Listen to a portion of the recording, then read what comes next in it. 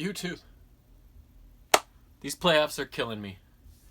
Never, ever, ever when you're watching a game, ever think a lead is safe, especially in the playoffs in the NHL. This is a lesson that I have already learned. It's not one I learned last night. It's one I've learned over the course of my life, seeing leads evaporate and series being blown.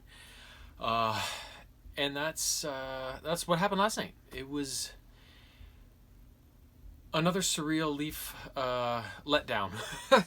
Now, I'm not saying I dislike my Leafs or I hate them for what they did or anything like that. I love my Leafs, but they had the game wrapped up last night and they let it slip away. So here's how things went. First period, very fast-paced. Very much more, though, like the first game rather than the second game. Every little bit of ice was contested. There were so many blocked shots. It was hard to get things through. And it was just a real grind in that first period. The Leafs got a bit of luck, finally, when they were killing a penalty, actually. And harmless little rush. And Cody Ceci brought it in over the line and let a slapper go. And it hit Seth Jones' skate in front of the net and deflected past Korpisalo and gave the Leafs a late period 1-0 lead. So things were looking up at that point. And then in the second period, the Leafs came out like gangbusters, more like Game 2, and really took it to the Jackets, and then scored 2 more goals in the first half of the second period. The first one, it was they were working the puck around the zone, and it came back to Marner, kind of right in the middle of the point. And he put a light shot on net, and it was so light that Nylander was able to scoop it up as he was just at the top of the crease, spin and put it in. And then in the third goal, it was a high flip down the left wing that Kapanen caught up to and got under, and he did a little turn back and threw the puck back to Nick Robertson, who was creeping down, and he fired a one-timer from the left face-off dot, or the right face-off dot if you're the goalie. I never know which is the perspective you're supposed to look at those for. So I think from the goalies, but I don't know. And he fired a one-timer past him for his first NHL goal. Like I said, this kid, he's impressed the Leafs a lot, and the first game he has played for them has been in these playoffs in this series. So that was cool, a cool moment for him to get that first goal. And the Leafs they kept rolling in that second period, and Columbus was able to get one back just a little past the halfway point of the period, but it went to the break 3-1, and things were looking up, and they really just needed to have a solid 20-minute third period and lock things down. And that's when things unraveled. The Leafs were actually on the power play that carried over from the end of the second into the third, and their power play to start the third, what was left of it, was just atrocious. It was disorganized, discombobulated. They didn't get anything going, and I think Columbus gained a bit of momentum from that, and it kind of got them back into things a little bit with a big successful kill like that. And then suddenly in the third period, the Jackets just started coming, and the Leafs really couldn't get themselves back to how they were playing in the second period, let alone more even keeled with the Jackets in the first. They really started taking it to the Leafs, unfortunately, and they were able to pop a couple more goals in the third, and it sent things to overtime at 3-3. The overtime period, fortunately, it ended the wrong way, but the Leafs came out much like they did in the second period, and at times during the overtime period, it looked like they were on a power play when they were at 5-on-5. Like they were just controlling the zone, puck control, left, right, and center, lots of chances. And they actually chased Korpisalo after the third goal, so whoever their backup is, I don't even know who he is. Can't say his name anyways. Was in, and he shut things down, and the Leafs, despite all those chances, all that pressure, near the end of the period, kind of just a turnover high in the Columbus zone when Tavares spun to shoot it, and somebody was right there and poked it off his stick, and then it kind of sent. It was actually kind of a 2-on-2, but the the Leaf defense got kind of crossed up or something, and they didn't maybe back check as hard as they thought they should have, and the Jackets were in, and they scored. Fuck. It was just, oh my God. Um, you know, the Leafs have had some real big letdowns, especially against the Bruins in the playoffs over the last number of years. You know, going back to whenever that series was when they had that epic Game 7 collapse when Reimer was in net there.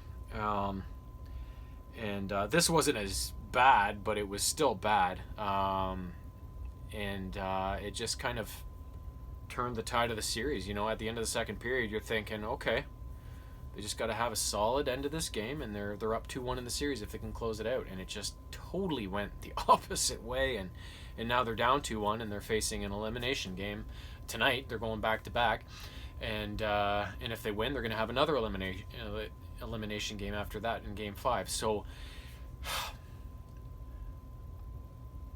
I see some bright sides here.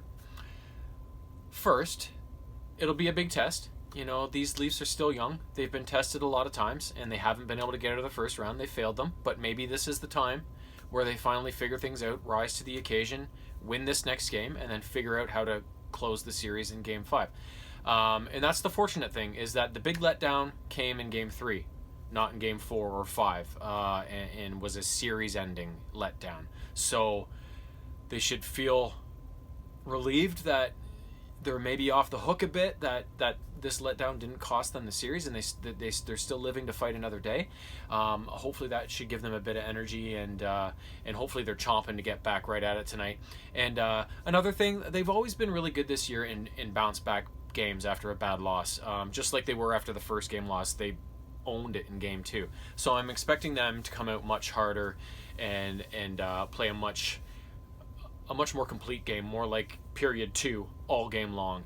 And you know what? If they don't, who knows what happens, right? Like, it's going to be...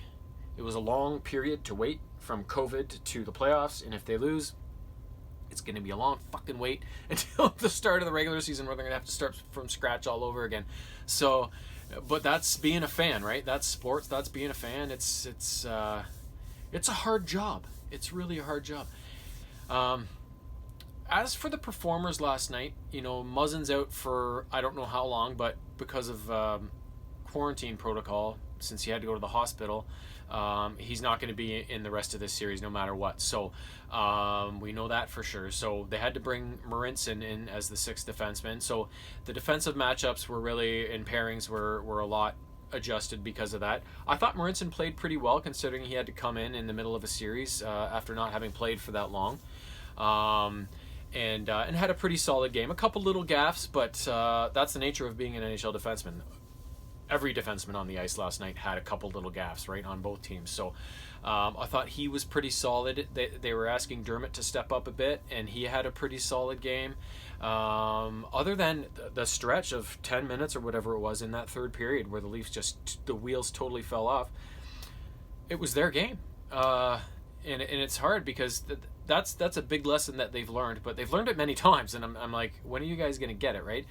You just let your foot off the gas and let things wander for just even a 5-minute stretch, and all of a sudden the game's tied or you're down after being up a few goals, right? So it's you got to play a complete game, and that's been their problem all year, is inconsistency, right? They can't seem to put a couple good games or more together in a row, right? So but now it's do or die time, so they got to do it. Matthews last night was phenomenal.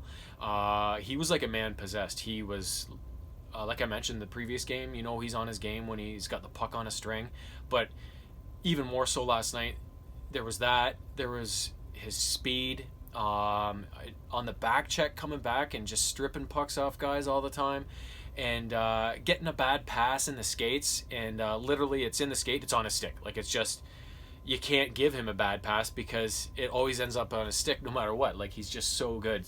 He had a really strong game. His line mates, Hyman had a Hyman-esque type of game, doing the corner work and all that stuff. Marner, that's going to be another bright side, is that Marner, like I said, he's had kind of a slow start, but last night was easily his best game.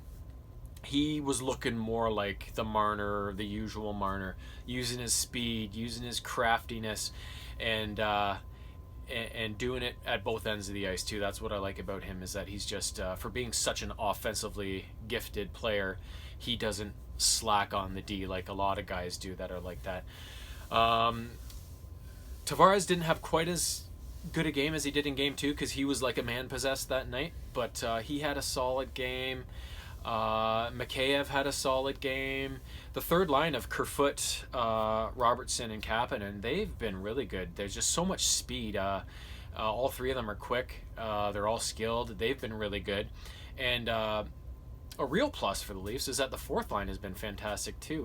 Engvall, Clifford, and Spezza.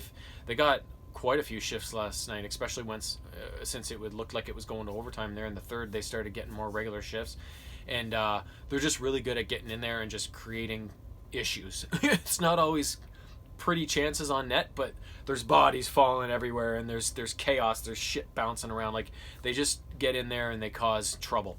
And then Freddie had a pretty good game. He just he got beat by some good shots. You can't really fault him for any of the shots. And one of them was like literally above his shoulder beside his mask, and there was like that much space open, and somehow it fucking went in.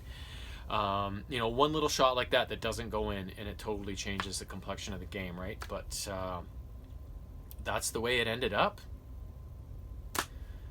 What are you gonna do? That's why they play the games. Anything can happen. Just look at Montreal somehow beating Pittsburgh right now 2-1. Like, you just never know what's gonna happen. So I fully expect the Leafs to have a huge Game 4 bounce back and win that game. And then Game 5, if they do win, like I'm predicting they will, Game 5 is going to be a real challenge because it's not a bounce back game that they're so good at. It's, okay, let's put 2 in a row together here and close out a series. Those series clinching wins, they haven't got one yet as this incarnation of the Leafs. So either way, this series is going to teach them some lessons. I just hope it teaches them finally some lessons in winning and not losing. So we'll see what happens. But and if they can get through this series and get Muzzin back, that's going to give them a boost in going forward. But they got to win these next 2 games in a row before we can even worry about that. But I'm pretty confident that this group will at least win Game 4. Game 5 will probably be a crapshoot. But overall, I still think the Leafs are going to win this series. Things tend to even out in hockey. People talk about not taking the Jackets seriously enough, and because look what they did to Tampa last year in the first round when they swept the best team in the league. But that was also a much different Columbus team with a lot better players on it. They lost quite a few guys. Leafs are a much better team than Columbus, even when they're not quite on their game. So the breaks, the bounces, stuff like that in hockey, they usually tend to even out. So based on that, I really got to think the Leafs are going to pull this series out somehow, but it's up to them. They can't rely on, we're going to get some luck here. They got to rely all on the guys inside that room to just go out and do what they have to do and get it done. And I think if they do that, they should win these 2 games because they're just a much better hockey team. It's scary. But honestly, in that overtime period, they're skating around 5-on-5, and the puck didn't leave the Columbus zone for minutes at a time, right? So that's just how much better they are. And when they're on their game, it's like the Columbus strength is the forecheck. It's invisible, right? So they just got to take their lessons, get back at it, and just play the game they're supposed to play against these guys, and hopefully it will all work out in the end. So I don't get as worked up anymore as I used to. I would have still been raging and pissed off today, but I've watched so many Leaf seasons and been let down a number of times that as soon as the game's over and they lose like that, I turn off the TV. I don't think about it anymore because it's not worth getting worked up about. The sun will rise the next day and all that, but that one really was a tough loss to witness. So I'm really hoping they can straighten things out, win this series for me, and then everything will be cool. So I'll be back tomorrow with the next game report, and hopefully it will be better tidings. Have a great afternoon.